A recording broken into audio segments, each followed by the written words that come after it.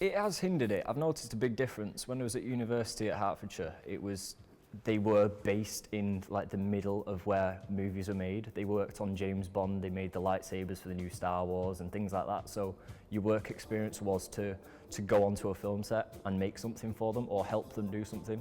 But here it's usually like someone wanting something for a friend for Halloween or for a convention or just help on the work. Or usually I do drawings for people or something like that. It has hindered it, but you get to do more of your kind of own stuff, if you know what I mean, instead of being led into what everybody else wants. It's better because you can just go down the road and talk to them face to face about what they want, and it's an easier way of making things and getting the ideas that they want and getting it made better. Yeah, definitely. My mum's always been the one that's taught me how to draw from scratch. Never got really much like help from school in how to draw, but my mum was the one that was always taught me how to draw and things like that. But yeah, because she's always made things. Again, she's like me, she can make things, she can sculpt things, she can draw, she can paint, everything. So I've just kind of picked up a bit of everything from her as well.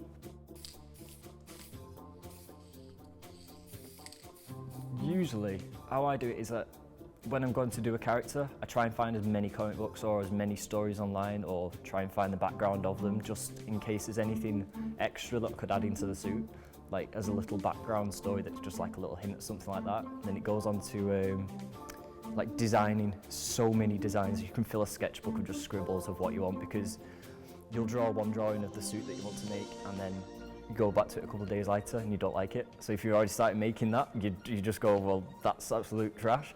So you just draw a lot of different versions of it and then leave it for a couple of weeks, and then I go back to them, flick through and then see which one's my favourite.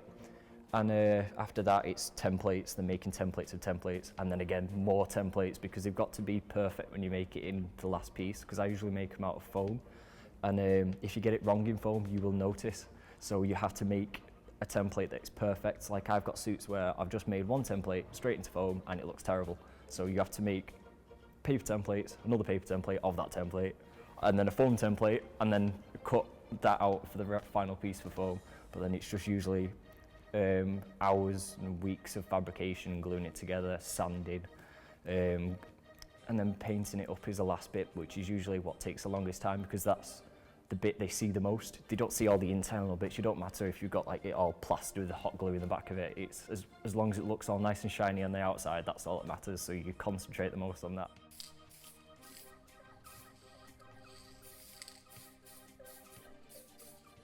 Oh, I love it. It's so much better. Being a nerd used to be kind of like, not frowned upon, but it was always like the start of bullying, like kind of thing. It's like, oh, you're a nerd, you like superheroes, you're in a fantasy world, you're gonna get a slap. But nowadays it's like you're praised for liking it, because it's just loved by everyone, and it's just brilliant. It's things like the films, just because they've been brought to a more realistic light instead of just being hairy-fairy superheroes. They've got like realistic backgrounds and things like that, and like programs like The Big Bang Theory as well, they help like tons, because people love that just because there's a load of nerds getting together, and it like gives you a behind the scenes look on what nerds actually like. Again, I think it's because of the films, how they're portrayed in films. People find that they are an actual character. Like off screen, Robert Downey Jr. thinks he's Iron Man. Chris Pratt thinks he's Star-Lord, and he even tells his wife that he's Star-Lord and she hates it. But all the characters seem to take on that identity, the superhero. So when you go to a Comic-Con and you dress up as that hero, you are that hero for a day, and nobody cares. You can get anybody come up to you and go, you look a bit of a in that suit. But you yourself, you go, yeah, but I've got the suit and you've not. So you just feel happy as soon as you put it on, and it's just a relief when you're wearing it because you're a superhero for a day and nobody cares. You get like limelight for it and everything, so it's just a really good feeling, and I think that's why people tend to do it more. And it's a moment for all the people who live alone in their mum's basements to meet other people who live in their mum's basements. It's just a get-together of nerds. It's just a brilliant time.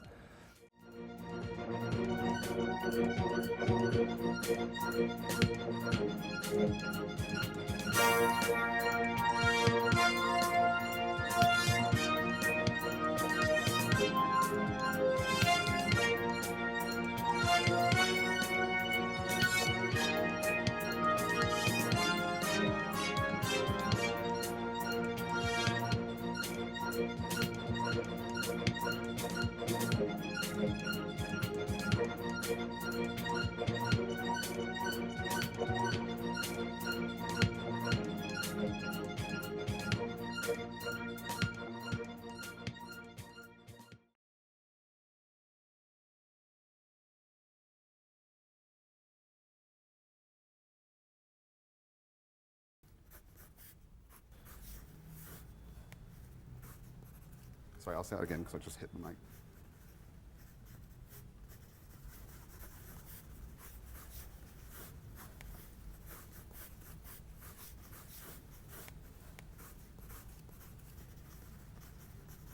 Sorry, you have to say that again. Sorry, I started drawing again then.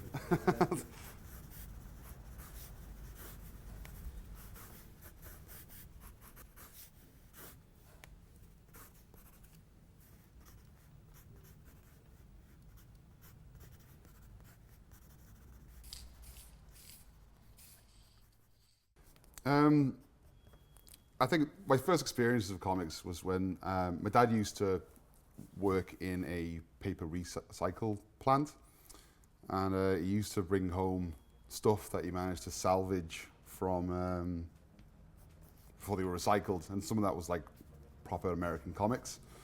And he used to come home and he used to divide them amongst me and my brother, and I used to love them because they were just something to flick through, but I didn't really appreciate comics until I think I was about 12, and I started getting into, that was when I discovered my first comic shop, and I realized that there was a huge world of stories that didn't just end at the end of that comic. There was an entire series and a larger arc that you can go through. So I started collecting them around the time I was like 12, 13.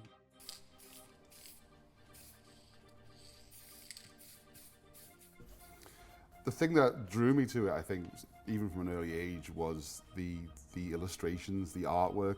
I used to think they were really inspiring. I loved how the panels looked, and I loved the colours, and how, depending on whether you picked up a copy of 2000 AD or a copy of Daredevil, they looked different. There wasn't one style across all the comics. So very early on, I was drawn to the comics that had a style that really meant something to me.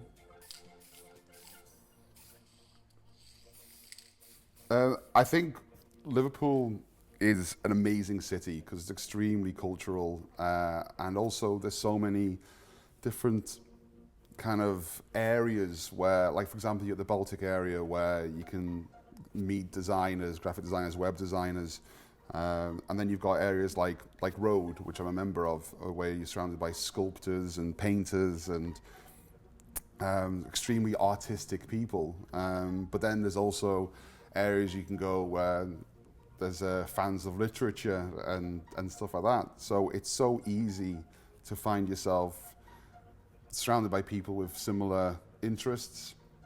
So yeah, the city is extremely accepting of all these passions and interests. I've not seen that in any other city. I think it's an amazing city. I think it's perfect.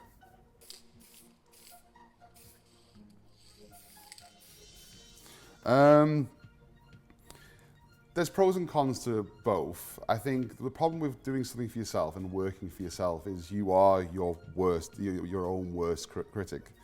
You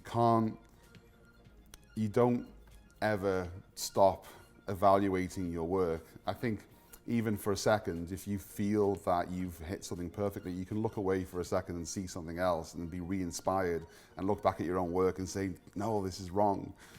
If you're working for a client, for somebody else, then it's not as much of a problem, because once they're happy, you're happy.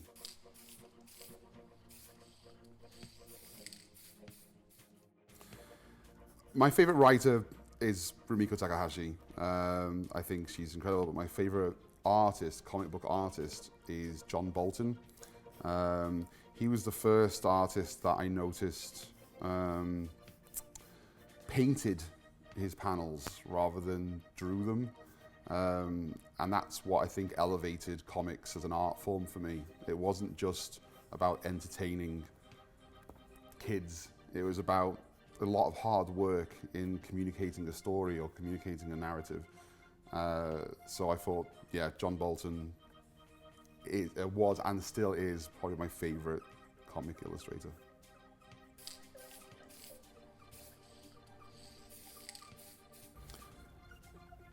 I would say just keep doing it. I mean, it's not an easy career choice.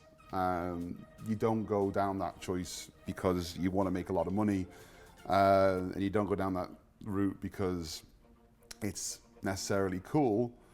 You go down that choice because if you don't, it feels wrong. To do anything else other than to make things just feels unnatural to you. I know originally I was going to be a lawyer. I was doing maths, law, English and religious study in school in my A-levels. And I remember thinking I could pass this and I could be on a lot of money doing a great job, but I knew I wouldn't be happy. So I decided to drop all that just to do art, and I've never looked back since. And what I will say is that if you're doing what's right and what feels right to you, opportunities just happen so easily. Whereas when you're doing the wrong thing, it feels like you're going really, really slowly.